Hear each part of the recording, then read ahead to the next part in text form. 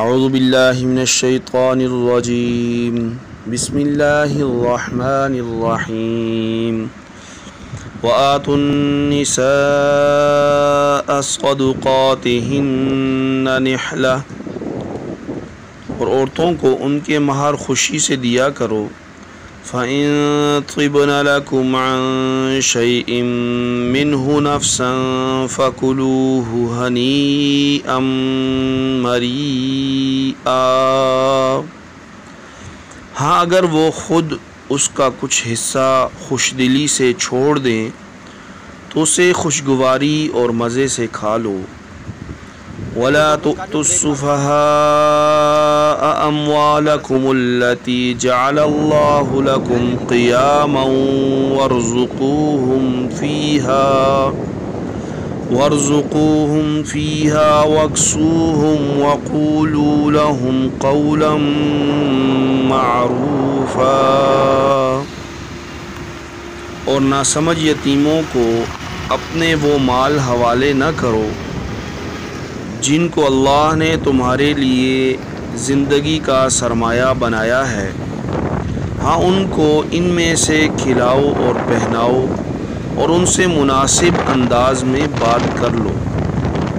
وَابْتَلُوا الْيَتَامَىٰ حَتَّىٰ إِذَا بَلَغُوا النِّكَاحَ، اور یتیموں کو جانچتے رہو یہاں تک کہ جب وہ نکاح کے لائق عمر کو پہنچ جائیں۔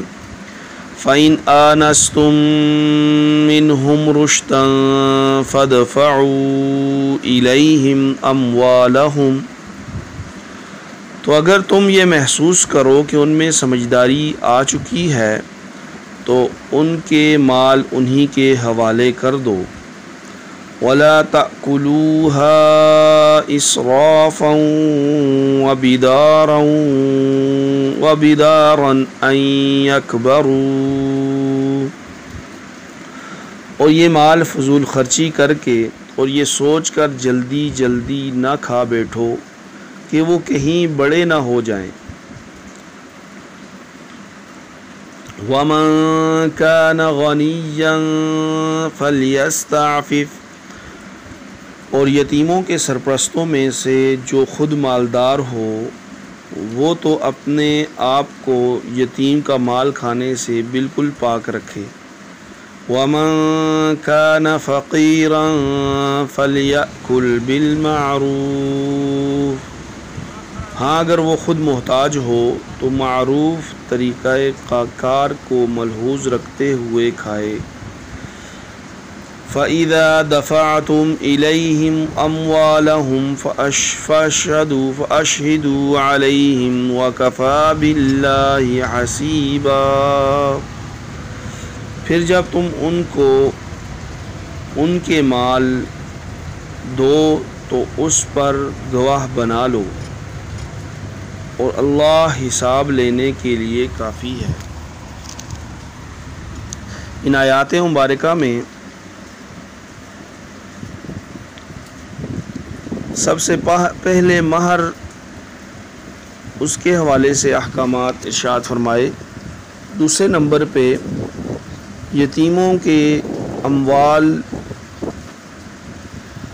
کیسے استعمال کیے جائیں اور ان میں کیا کیا احتیاطیں ہیں، اور اس کے ساتھ ساتھ کس عمر میں انہیں ان کا مال دے دیا جائے۔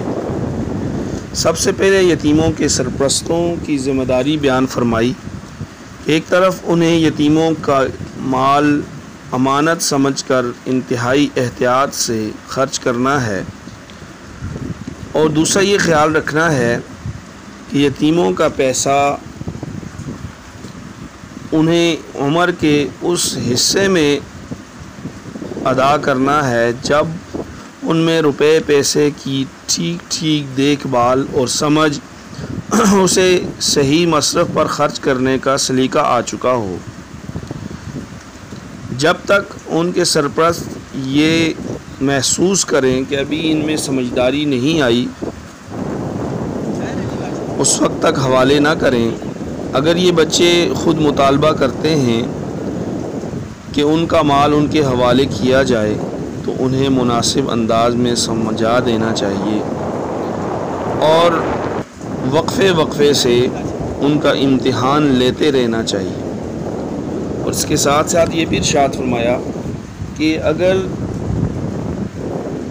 یہ سرپرست خود مالدار ہے، اس کا معاملہ، اس کے اخراجات پورے ہوتے ہیں، تو ان بچوں کو بھی ایسے ہی پالے جیسے ایک باپ اپنی اولاد کو پالتا ہے، اور اپنے اس مال میں سے خرچ کرے، یتیموں کا مال استعمال نہ کرے۔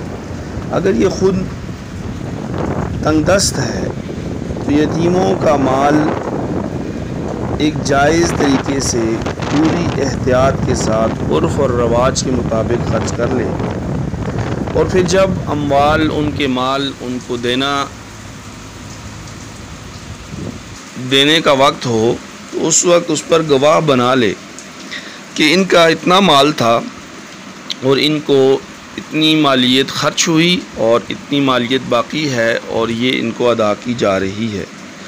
اصل تو اللہ تعالیٰ ہی حساب لینے والے ہیں، اللہ تعالیٰ ہی ساری چیزوں کو دیکھنے والے ہیں۔ اسلام نے یتیموں کے حقوق، یتیموں کے اموال، اس کے حوالے سے کتنی احتیاط اور کتنے تفصیل سے یہ احکامات ارشاد فرمائے تاکہ صاحب حق کو، حقدار کو اس کا حق بھی پہنچے، اور اس کے ساتھ ساتھ اس کی کفالت وہ بھی ایک اچھے طریقے سے ہو۔ اللہ تعالی عمل کرنے کی توفیق عطا فرمائے۔ وآخر دعوانا ان الحمد للہ۔